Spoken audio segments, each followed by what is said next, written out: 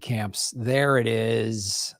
We should be live on Lee Camp's YouTube and my YouTube and Rockfin, everybody. This lighting, I feel a little hollow. I feel a little, maybe it's because I had this stomach flu and I lost weight. So I just look like a ghost, look like a zombie person. Language, I'm sorry, bad language. Sorry. Uncle Graham said a bad word. Like, share, subscribe, everybody. Put this out on your social media. Let the citizens of Gotham know what you're watching.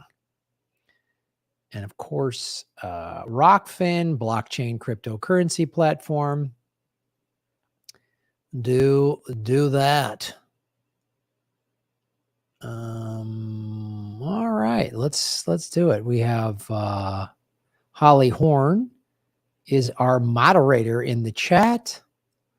Holly, don't forget, if somebody comes in and just starts spamming, whatever, just block them. That's totally okay.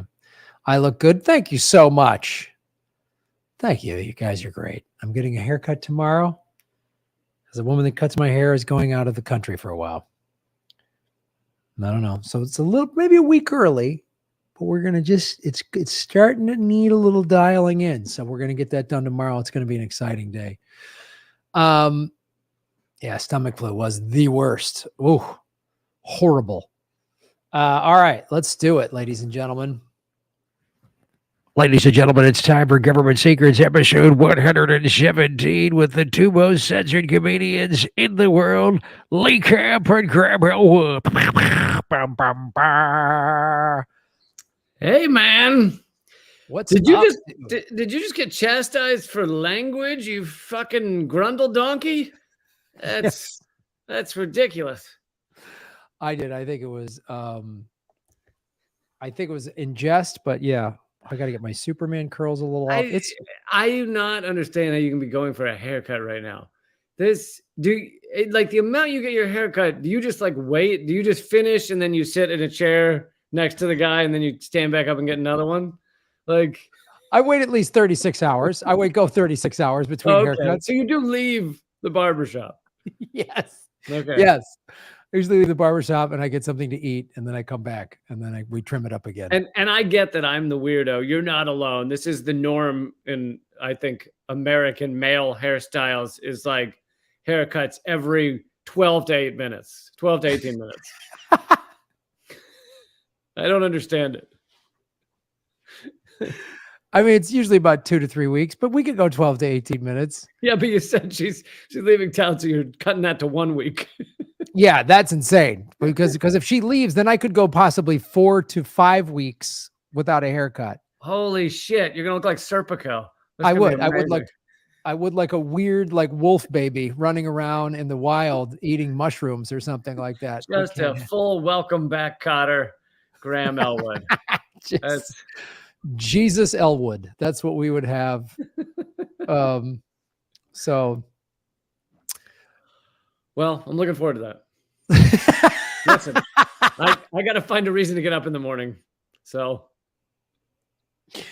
Oh, that's why I do all this stuff. I have, it's so hard for me to even contemplate continuing functioning that I have to be like, oh, well, I need another haircut.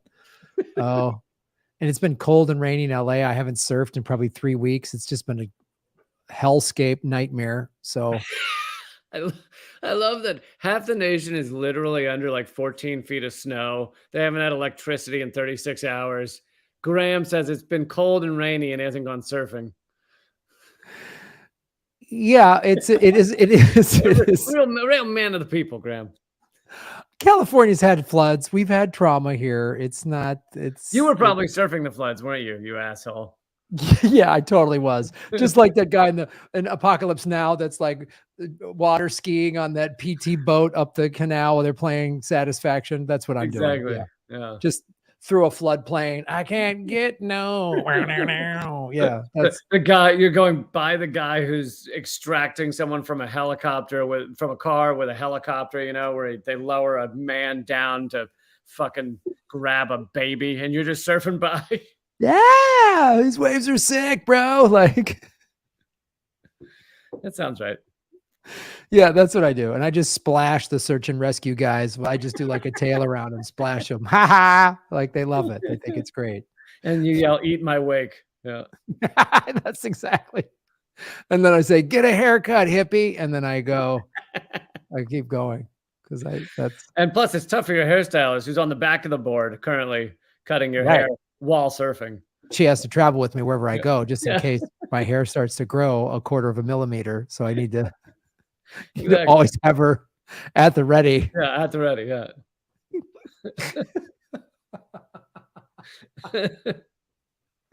Yep, we summed it up. That's my day. That's pretty much a day for me. That's pretty much a solid day. Well, Lee, we're going into another episode completely blind as to what your segment is. So should we do it? I'm sorry, man. These are right. rough. These are rough times. It's amazing I showed up at all. So It really is. It was. There was no email, no nothing from you. It was like right at 5:00, and I'm like, huh. Maybe Lee's gonna just not show. it's amazing coming from the guy who generally we don't know what your topic's going to be until an hour before, because that's when you start Googling CIA and then you type in a letter. And so somehow I have procrastinated the king procrastinator. I know when I'm the guy who's like, wow, Graham really has it dialed in way in advance. Then you are in trouble, sir. You are in dire straits. It wasn't like today. I just got back from swimming laps in the pool and went, oh shit, I better find a segment for the show today. Well, you're going to like this one. It is the origins of the 1918 Spanish flu. Yes. Yes. Shall I get going? Is there a funny noise that's needed?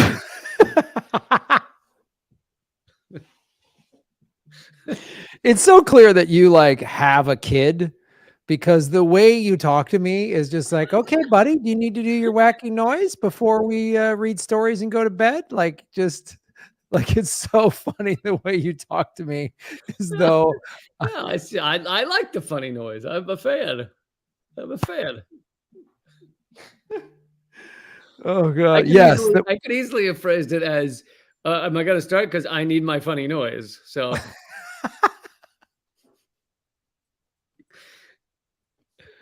you know, it's out of love. It's out of love. Sure, I know. It's great. Claude Boudreau did a super. Wow, I haven't. This must be from your channel, because I haven't been able to do this for 2 years except super chat money. Thank you, Claude. Thank you, Claude. We appreciate everything that you do. And now, Government Secrets, episode 117, Lee Camp's secret haircut agenda. It is funny because now we can get donations from the super chat on my YouTube channel, but that is my secondary YouTube channel that is still monetized. However, my main YouTube channel is completely banned globally. So it's a catch-22. I love it. The good with the you bad. And I have 4 YouTube channels between the two of us, and one of them can collect money. 1 out of 4, which is great. Yep. That's right. Freedom of the press. So I'm going to read a little bit from history.com and then more from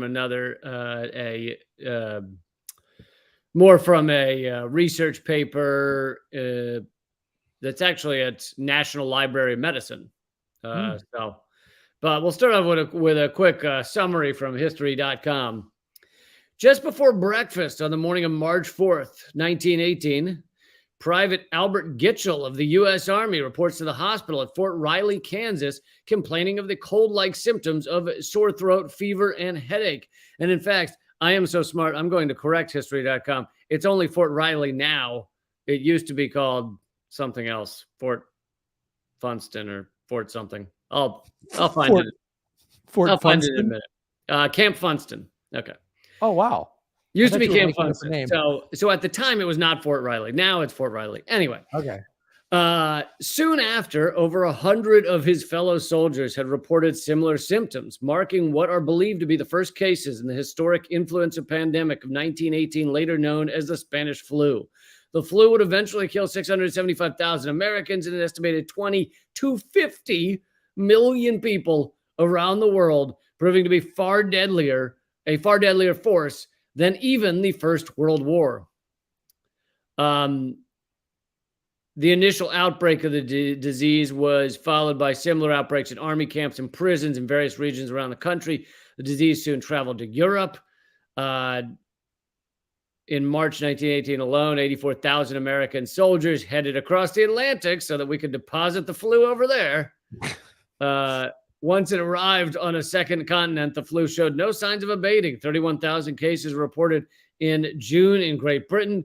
The disease was eventually, and this is classic U.S. empire. The disease was eventually dubbed the Spanish flu because people erroneously believed Spain was the epicenter of the pandemic. And I think I heard, I'm not reading this from the article, but I think I heard that it was because basically Spain did the research to actually find out what it was. So we then pointed at them and we're like, you found out what it was, so it's your flu. It's a Spanish flu, fucking Spain. Yeah, it's weird. It's like the Chinese, the Wuhan flu, and we're not going to talk about the pathogens that escaped from Fort Detrick in late 2019. We're just going to breeze by that. Right. So here's a little more detail, and actually it slightly moves the origin from Camp Funston to actually nearby. This is from, like I said, National Library of Medicine, 2004. The 1918-1919 pandemic killed more people than any other outbreak of disease in human history. The lowest estimate of the death toll is 21 million, but many believe it's 50 to 100 million dead. The world population was then only 28% of what it is today, and most deaths occurred in a 16-week period from mid-September to mid-December of 1918. God, could you imagine losing 50 million people around the world in 16 weeks? 16 weeks when the global population was somewhere in the neighborhood of 2 billion people. Right. Far, far smaller. It has never been clear, however, where the pandemic began. Since influenza is endemic and not an epidemic, now is an endemic disease, it is impossible to answer this question with absolute certainty. Nonetheless, in 7 years of work on a history of pandemic, this author conducted an extensive survey of contemporary medical and lay literature, searching for epidemiological evidence, the only evidence available. That review suggests that the most likely site of origin was near Camp Funston, Haskell County, Kansas, an isolated and sparsely populated county in the southwest corner of the state in January 1918. Some guy in Kansas was like having sex with a chicken or something like that, and that's when we got the Spanish flu. Well, listen, that's actually just called Chicken Day. That's every third Chicken Day, third Wednesday of every month. There's nothing wrong with that. Let's not chicken sex shame people. Let's not do that. No, let's not. It's very anti-woke of you, Graham, to look down on the sexual preferences of chicken fuckers. Okay.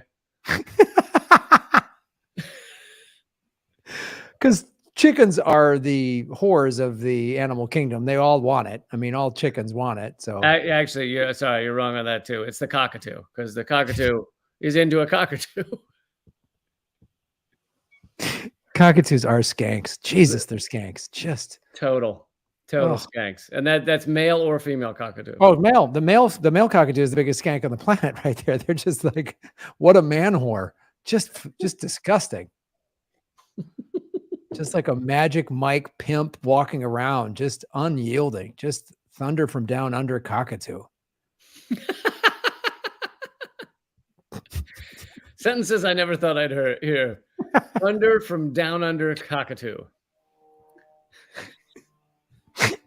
That sounds like you wake up with tattooed onto your ass after a bad bachelor party. Yeah, and you're like, I have no idea what this means. And this is like we were laughing about it last night. I don't know why. Somebody please tell me what this means. What this means. And you're just like, all right. So, contemporary epidemiological studies and lay histories of the pandemic have identified the first known outbreak of influenza as occurring at Camp Funston, now Fort Riley in Kansas. But there's one place where a previously unknown and remarkable epidemic of influenza occurred: Haskell County, Kansas, where they fuck 2 to 3 chickens a day. No, I don't know. Lay. This is Haskell, Kansas is the chicken fucking capital of the world, ladies and gentlemen. Always has been, always will be. Graham, do you realize we're losing every Haskell, Kansas listener right now? We've just lost them. We've just lost them all. All. That was the foundation of our listenership, was Haskell, Kansas. And now we're going to get a sternly worded letter from the Chicken Fucking Society of Haskell, We're going to Kansas. get a sternly worded, heavily misspelled letter from Haskell, Kansas. If there's anybody listening legitimately in Haskell, Kansas right now, please send email, put it in the chat or something. I want to know that there's somewhere that place A, exists still, and B, there's people listening to this podcast in Haskell, Kansas. Oh, something tells me it's unlikely you're going to see that comment right now. I need this person to take a photo of you standing in front of the "Welcome to Haskell, Kansas" town, the sign, and like, listen, I would like all 8,000 of our Haskell, Kansas fans to stand in front of the Haskell, Kansas sign. I love in your world, the entire city of Haskell, Kansas has been supporting this show from the jump. I just love that town, for whatever reason, just jumped on this podcast early on. They've been waiting for us to mention them for 2 years now. And I think you're overstating the population of Haskell, Kansas by about 7,000 people. Yeah, maybe 7,900. I want to feel like Haskell, Kansas is like 100 people. But so Haskell County, Kansas lay 300 miles to the west of Funston. There, the smell of manure meant civilization. People raised grains, poultry, cattle, and hogs. Sod houses were so common that even one of the county's few post office was located in a dugout sod home. I can't believe there were still sod houses in 1918, but, I guess we were only a half step from monkeys in 1918. Yeah, I mean, literally, that's like 30 years removed from like the plains, people just living in log cabins. Yeah, and they, they still like cured a broken arm by stabbing the devil out of it. you get a sharp stick, and you stab the devil out. That's how your history of prairie medicine is unmatched, Lee. It is really like a laser on how focused it is. Do not question my understanding of prairie medicine. Between my knowledge of Haskell, Kansas and the chicken fucking community and your knowledge of the medicine, we really... Excuse me. It is called the Chicken Love Community.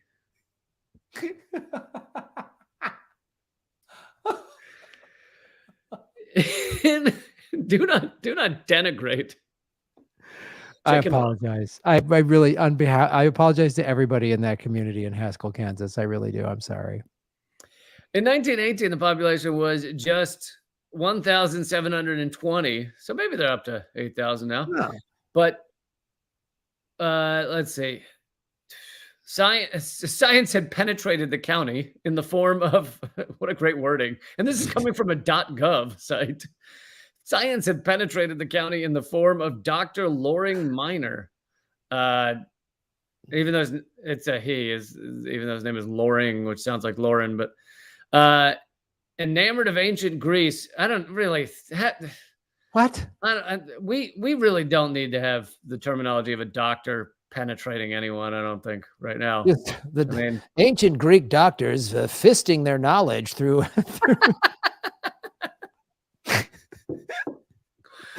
Well, listen, you hold on to the knowledge with a fist. This is right after you stab the devil out with a stick. You hold on to the knowledge with a fist. And then you grease up the fist of knowledge, and then you in the knowledge. The sound effect's important.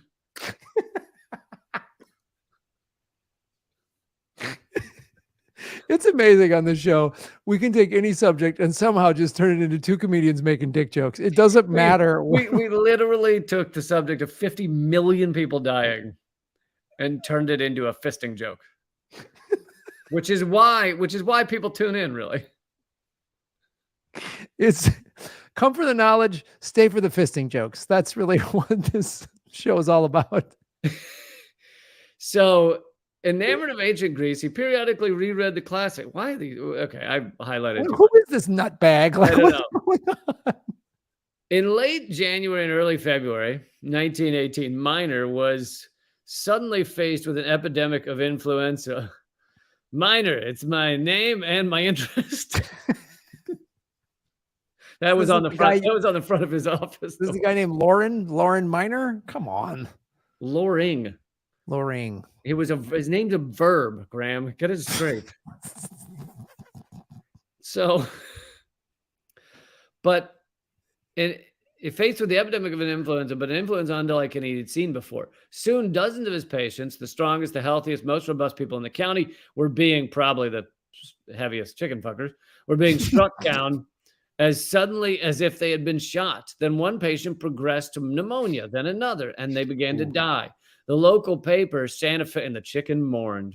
The local paper, Santa Fe Monitor, apparently worried about hurting morale in wartime. I love, don't report that people are dying because it might hurt our morale as we fight a ridiculous, stupid World War I. Yeah. That was literally called Wall Street War until they came up with propaganda to sell Americans on it. Right. Initially said little about the deaths, the local newspaper, but on inside pages in February reported Mrs. Eva Van Alstine is sick with pneumonia. Her little son Roy is now able to get up again. Ralph Lindemann is still quite sick. So it's like a long list of people getting sick. Furthermore, how adorable is a small town paper that just lists when people get sick? That I like. But the epidemic. Cedric has a back pain. Graham, your stomach issue was in the LA Times last week, wasn't it? Absolutely, front page. Yeah, I thought so. Yep. YouTube comedian has bad tummy was the headline. Banned, horrible, traitorous. Yeah. Russian puppet has Putin gave YouTube puppet Russian stomach flu or something. Grandma's name is Poutine. It's a verb. That's right. It's that Canadian breakfast treat or whatever. Well, that actually is poutine, isn't it? Right? Isn't that what they call it? Yeah. Are they spelled the same? Putin and poutine? Maybe. No, I don't. I think there's an E in the Canadian one. Of course, they'd put a weird E in there. What are they doing? You know what I mean? Fucking Canadians. Oh, this is called Let's Alienate every audience we've got of the world. Hey, in the chat, let us know what town you're from and we'll shit on it. You guys ready for that today? I feel like we're going to lose more listeners in Canada than in Haskell, Kansas. But yeah. just on a percentage basis because there's just not enough people in Haskell, Kansas. In the first 6 months of 1918, that journal, and the U.S. Public Health Service had an alert to officials of outbreaks of diseases throughout the world, published the doctor's warning from Funston or whatever. From Haskell County. And that was the only reference in the first 6 months of 1918 to influenza anywhere in the world. Historians and epidemiologists have previously ignored Haskell, most likely because his report was, well, his name's not Haskell. Anyway, most likely because the doctor's report was not published until April, and it referred to deaths on March 30th after influenza outbreaks elsewhere. In actuality, by then, the county was free of influenza. Haskell County is the first recorded instance anywhere in the world of an outbreak of influenza so unusual that the physician warned public health officials. It remains the first recorded instance, suggesting that the new virus was adapting violently to man. All Army personnel from the county reported to Funston for training. Friends and family visited them at Funston. Soldiers came home on leave, then returned to Funston. The Monitor reported in late February, most everybody over the county is having lag gripe or pneumonia. What's lag ripe? What's that? I have no. It's when your lag gets overripe. Oh, right. Too ripe. Yeah. Yeah, your lag starts getting brown. I get it. Yep. But so as you can see, I mean, and I'd heard various things or read things about how the Spanish flu actually started in Fort Riley. This is saying that it started in a county nearby. Now, I'm sure there's an argument to be made, although it's probably tough to figure this shit out from 1918. There's probably an argument from some people that, oh, well, this is from a .gov website. They have a reason to say this didn't come from, it didn't originate in a military base. But I kind of don't even fucking care. It's like, the point is, it came from America. It was spread to other countries quickly by the U.S. Army and during a stupid war, and killed 50 million people, and we called it the Spanish flu. So to me, those are the key aspects. It started here, and then we shipped it overseas for a dumb war that killed a bunch of people, and then we tried to shift the blame to Spain. It's like, just America. Perfect. And this goes on to say, Funston fed a constant stream of men to other American locations and to Europe. Men whose business was killing, but they would be far more proficient at it than they knew via the virus or via the flu. So for everybody out there who's heard so much about the 1918 Spanish flu, just remember that it actually originated in the United States. Yes, and we spread it around our country very effectively, and then to Europe. So it was great. Yep. And I'm sure there's also arguments that, because it seemingly came from you. They talked about the manure smells wafting over the town. I've also heard reports that manure smells wafted over Fort Riley as well. So it almost definitely came from pigs and then was brought into humans.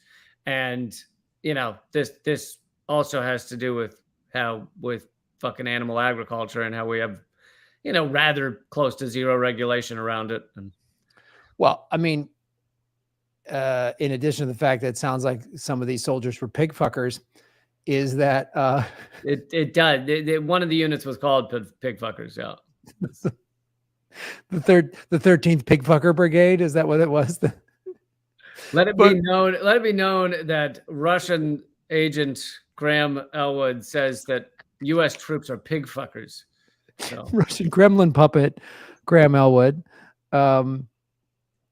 So it's but in all seriousness, this is not the first example of some virus coming out of either unregulated agriculture or invasive, us cutting down, going into the nature too much and getting humans interacting with species that shouldn't be interacting with species. I mean, there's so many examples of this, which is why, I mean, researchers were saying for 30 years, we're going to have another huge outbreak, which we did with COVID, and other ones have come from that, from interactions with animals and agriculture and, big agro. It's just, we keep messing with Mother Nature, and she keeps going, I'm going to call your bluff. And they've been warning for years that antibiotic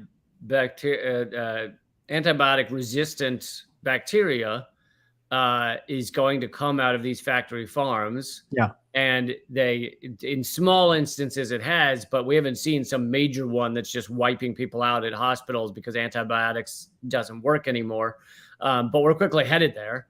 And, it's because we have, this might not have been true in 1918, but nowadays we have all these animals, cows, pigs, thousands of them on top of each other in tiny cages. And the only way to keep them alive is to pump them full of antibiotic, disgustingness. And so it's like a breeding ground for antibiotic resistant bugs.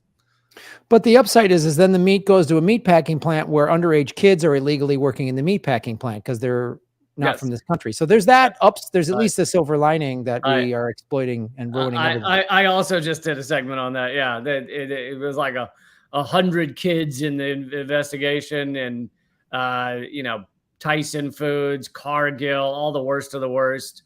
Because you need tiny hands to clean the head splitter. Literally, one of the machines is called the head splitter.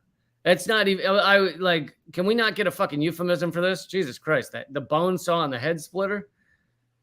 No, there shouldn't be, because there should be. You should know. I know. I agree. Just fucking around. No, but it's funny because it's like when people ask, you and I have both been vegetarians a long time. When people are like, "Why don't you guys eat meat?" Like, here, the head splitter, the bone saw, the murder wagon, the fucking blood.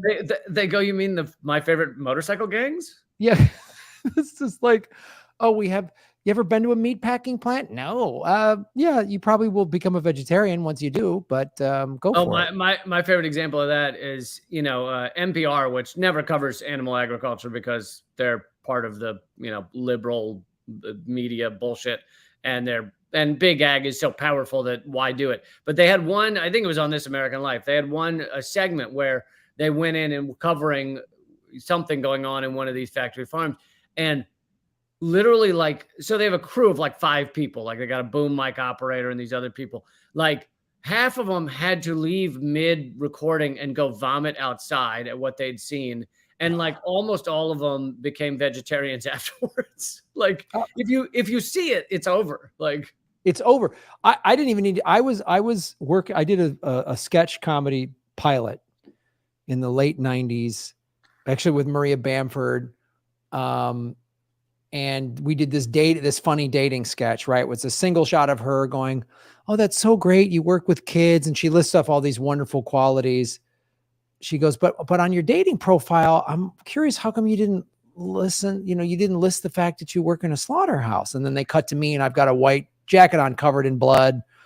And then I say all this well, people get all, weird about it when you, and they gave me a liver and intestines to have in my pockets and shit like that. Wait, the real ones? Real ones, yes. They went to a butcher shop and got them, and because they thought it would be funny. And so I was sitting in that all day shooting, right? And I came home and I said, "That's it, I'm done." Oh, that was when you became a vegetarian? That was it. And my roommate goes, I just got from the store. I just bought a bunch of stuff to barbecue. And because we would have guys over and barbecue. And I was like, that's it. You became a vegetarian because you got roped into a sketch. That's amazing. Yeah. That's amazing. So that's when I was like, okay, that's it. I'm done. I'm done with meat. I'm done with murder. I'm out. Bye-bye. Thank you. We similarly, I did a thing. It was for Move to Amend way back. It involved Ben and Jerry and some others. Oh, Katrina Vanden Heuvel from The Nation and Laura Flanders. And I wrote it and had a side role in it. But part of it was we were trying to make the video viral. So we were doing all these viral things. And one of the things was there was a Japanese game show where kids had to strap meat to their head and then they'd let a Komodo dragon loose. And whichever kid wouldn't run away, stayed the longest, would win. And of course, the kids are they run away because they got meat strapped to their head. And so that was the joke. And so we're trying to strap the meat onto Laura Flanders' head, and she's refusing. Anyway, I just always remember that she was like, "I'll do this, but can we use fake meat?" And so I was like, all right. So we had fake sausages or whatever. Yeah, it's horrifying. So, all right, let's do our next segment. CIA Operation Roulette. Graham just looked up the letter P. Wait, roulette got you the letter P?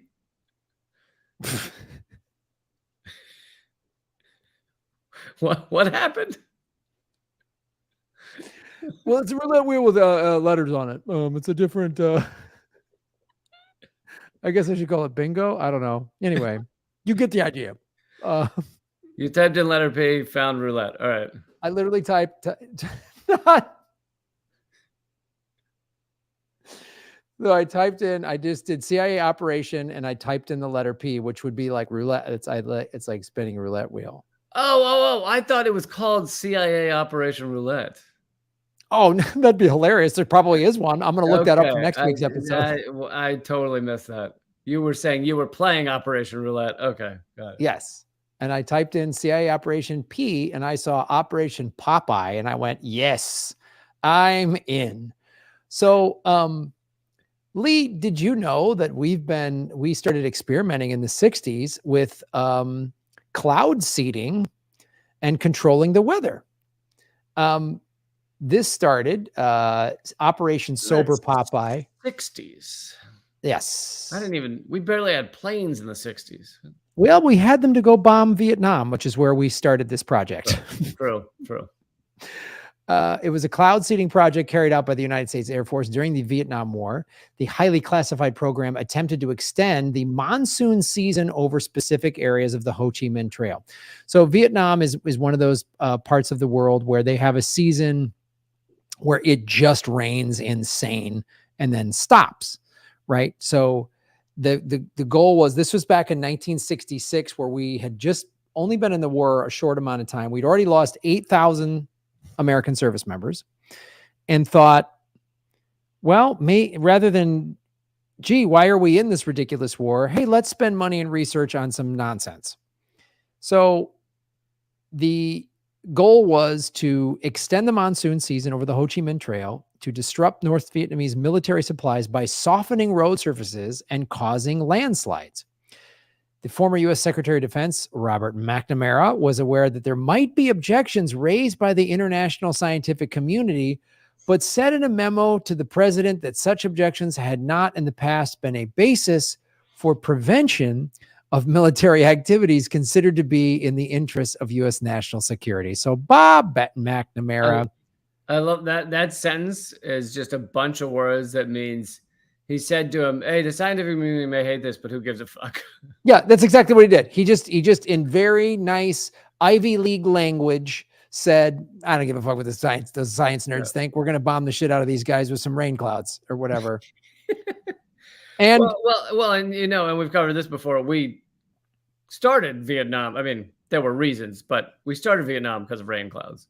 Like Gulf of Tonkin was us firing at rain clouds for 2 hours. Yes. And going, oh, war. So rain clouds played. We had a ongoing anger and rivalry with rain clouds. Rain clouds have been attacking this country for a long time, Lee. We know this. They're currently probably Chinese or Russian rain clouds that are attacking California as we speak. Wow. Thanks, Jose.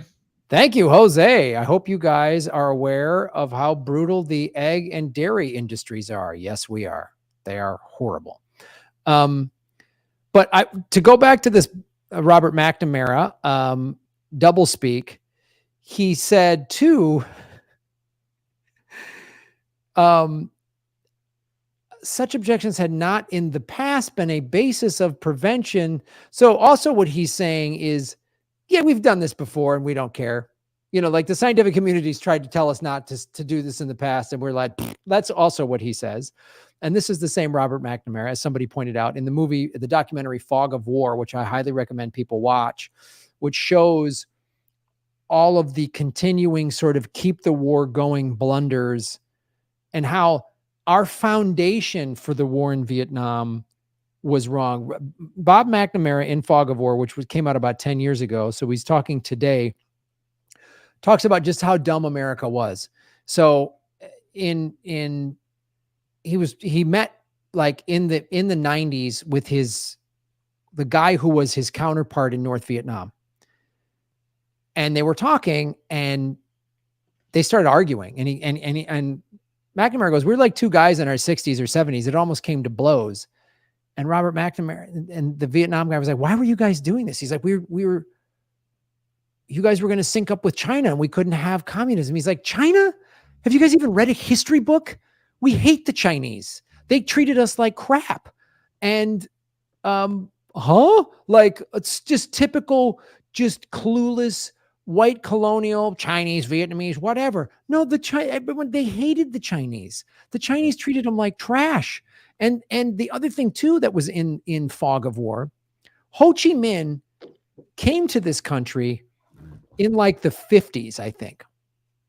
And he read the Bill of Rights and the Constitution, and he read our history. And because they were a French territory and the French were mistreating them, Ho Chi Minh thought, well, based on America's history, they're going to be on our side against the French because France is doing to us what England did to the Americans. So right. That was Ho Chi Minh. He thought the Bill of Rights mattered. He thought America stood for what it claimed to stand for. That was his mistake. It's like the Made in America label on a piece of clothing that is sewn onto the clothing in America when it was made in Bangladesh. Yes. So literally the war started under the America of just being dumb and greedy, not even thinking, not even understanding the region, not even understanding the differences of these countries, which is just same thing with like Iraq, Shia, Sunni, Kurd, whatever. Like no huge differences between those three. So that's how we started this. And then we decided to use crazy clouds. So the chemical weather modification program was conducted from Thailand over Cambodia, Laos, and Vietnam, and allegedly sponsored by Secretary of State Henry Kissinger, our favorite. The current peace dove. Yes. And through the good guys at the CIA without the authorization of then Secretary of Defense Melvin Laird, who had categorically denied to Congress that a program for modification of the weather for use of as a tactical weapon even existed. So they flat out lied to Congress, and maybe this Melvin Laird didn't even know about it, so he didn't know he was lying, but maybe he did. And then a report titled Rainmaking in the CSIA outlines that they use lead iodide and silver iodide deployed by aircraft in a program that was developed in California at the Naval Air Weapons Station, China Lake.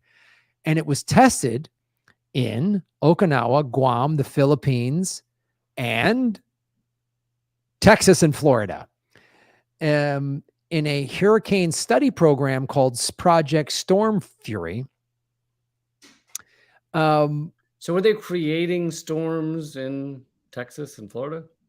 They weren't creating them. I think what they were doing is they were shooting this stuff into a existing storm cloud with the hopes that it was going to make it worse.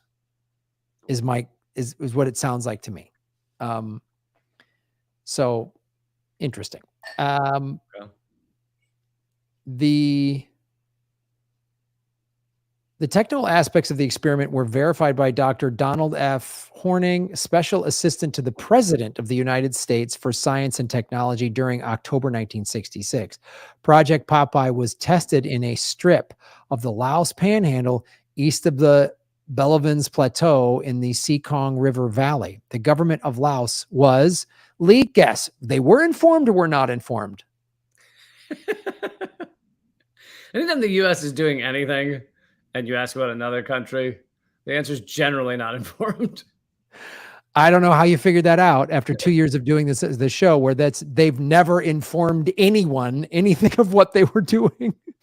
Like when we did the show in Sweden and talked about how the CIA was operating there and they didn't notify the Swedish government, and Swedish people in the audience were like, what? They were Or how about when the U.S. blew up the Nord Stream pipeline without telling Germany?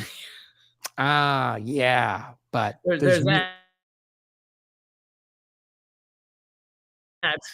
Man, Graham froze for me. I don't know if that means I froze for everyone else. But... Yeah, you froze for everybody else, but now you're back. All right.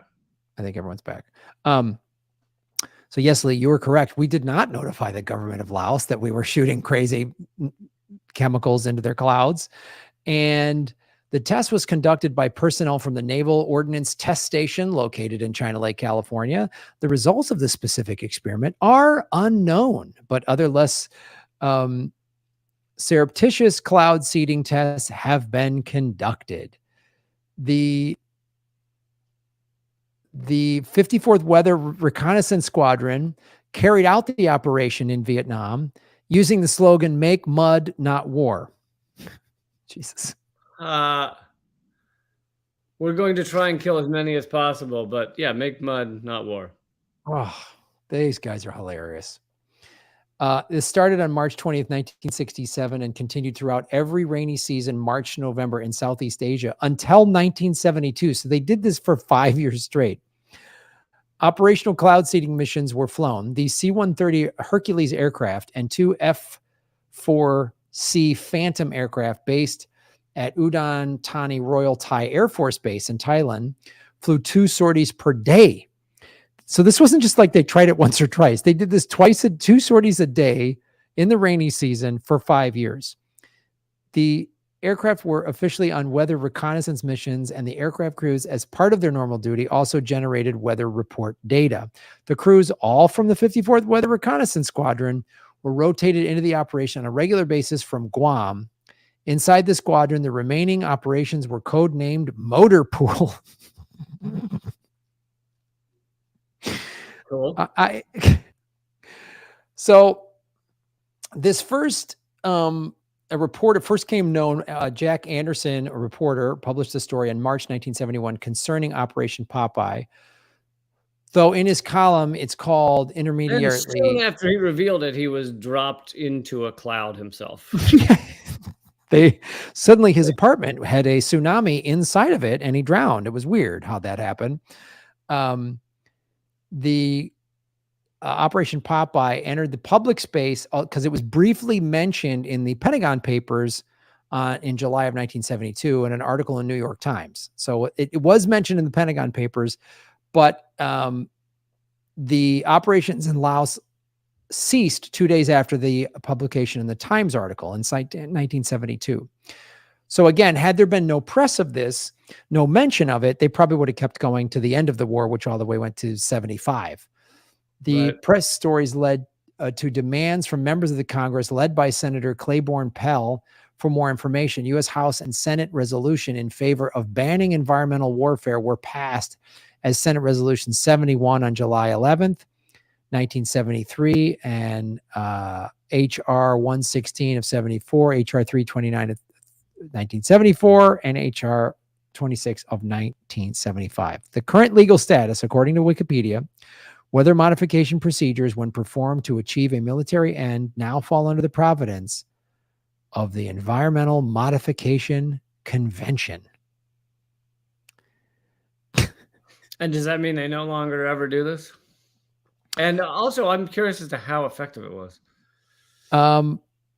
Yeah, this Environmental Modification Convention is a convention on the prohibition of military or any other hostile use of environmental modification techniques, and an international treaty prohibiting the military or other hostile use of environmental modification using it. So there is some sort of treaty thing in place, which I have a hard time believing. Well, I do know that, I don't know how effective cloud seeding is, but I do know that what has been very effective is apparently they can fire air, like high pressure air, towards clouds and have a pretty significant impact in breaking them up so that the moisture doesn't fall in that area and will fall elsewhere. And so apparently, I read a couple years ago that it was it Volkswagen, or I can't remember the car company, but they have thousands of cars stored at this city in Mexico, out in it's basically fields, but it's where they store all these cars. So they have thousands of cars, and rainstorms or hailstorms could cause them millions of dollars in damage. So they've been basically breaking up the clouds in that area, which has, of course, fucked the farmers in that area. And so apparently breaking up clouds is fairly effective.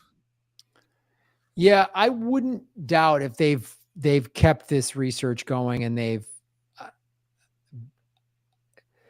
they keep using it. I just have a hard time believing that they just let this go, especially if it was effective. If this was effective, right, I have a hard time believing that they just went, well, we're going to put that in the file cabinet and walk away. I bet what they're doing is they're just putting some nice, grim, dark clouds over the enemy, so they just kind of get sad. Like they get like a real deep existential depression.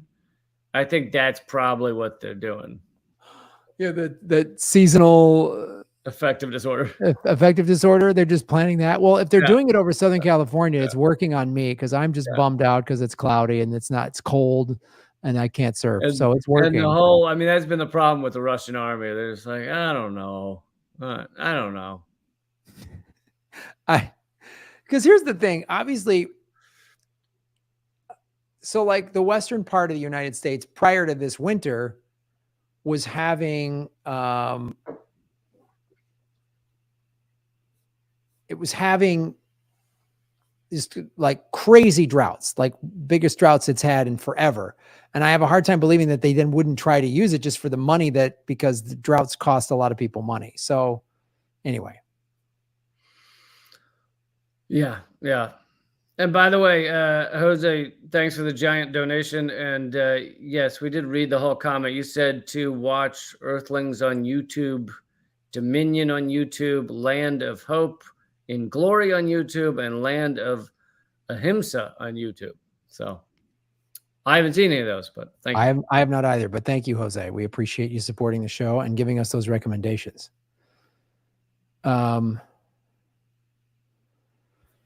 So that's Lee Camp. That's what happened when we lied to Laos and everybody and shot up the clouds during the Vietnam War. And, you know, in their defense, they were probably like, you know, we're killing a lot of innocent people there. The clouds are not really that big a deal. No, like that's of our crimes. You also see this was like the last time like Congress actually did something. This is the last time like the media like had some leverage, and you can see we've talked about this before. Yeah. When the Pentagon Papers came out, that was when they really started, and this really took hold in the 80s of corporatizing the media to get rid of independent journalism so that they could just control the message. And, you know, Kennedy was the last guy to really stand up to the CIA, and they've had CIA people. I mean, George Bush Sr. was head of the CIA. So pretty secret on his CIA connections. Yeah, pretty down low. Yeah.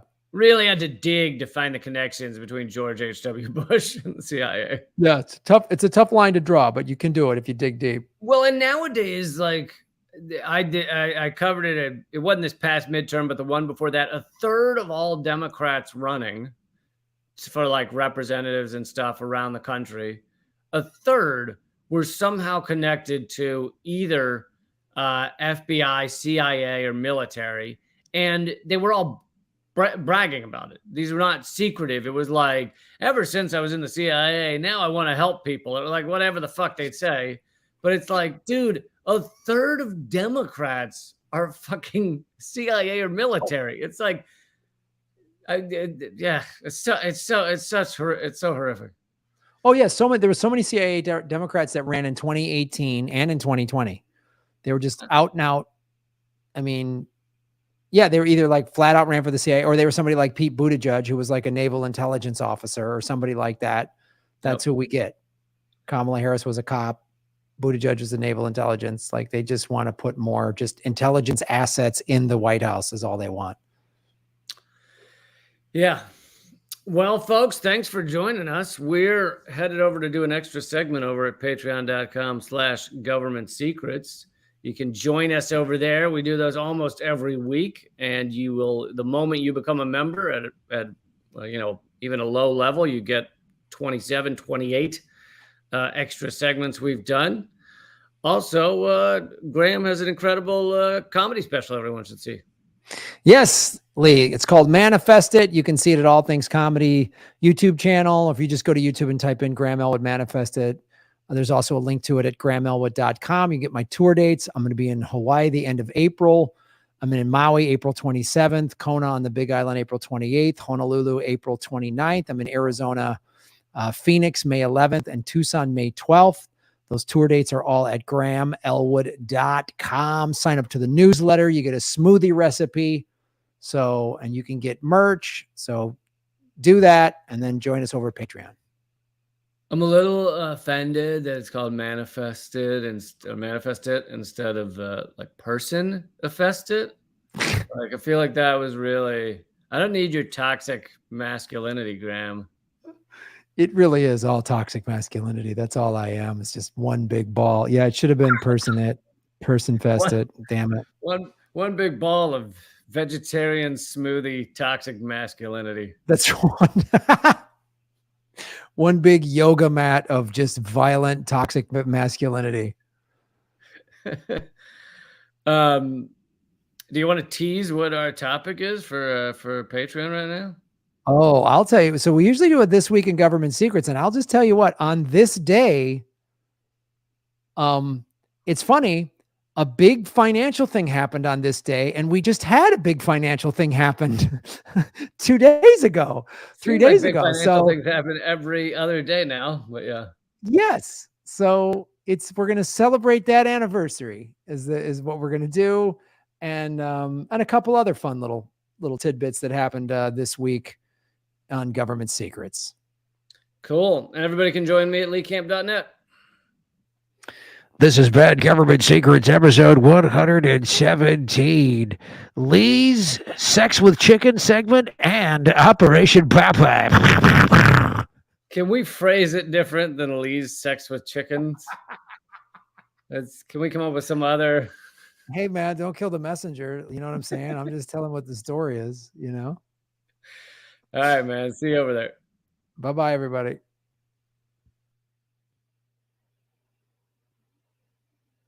Thanks, everybody. Thank you, Hemp Car. I recall reading about Operation Popeye in a New York Times article from the 70s several years ago. Kucinich has a bill on the weather. The director of the CIA said, we'll geoengineer the climate to curb disaster. Wow, NPR has mentioned it too. No way. Crazy. Thank you for supporting us at Rockfin. Thank you, everybody, for hitting the like button and subscribing and sharing. Please go check out my special Manifest It. And thank you, Holly Horn, our moderator, and everybody who did the super chats. We appreciate it. And we will see you. Go to patreon.com/government secrets. We'll be over there in about 2 minutes. Thanks, everybody.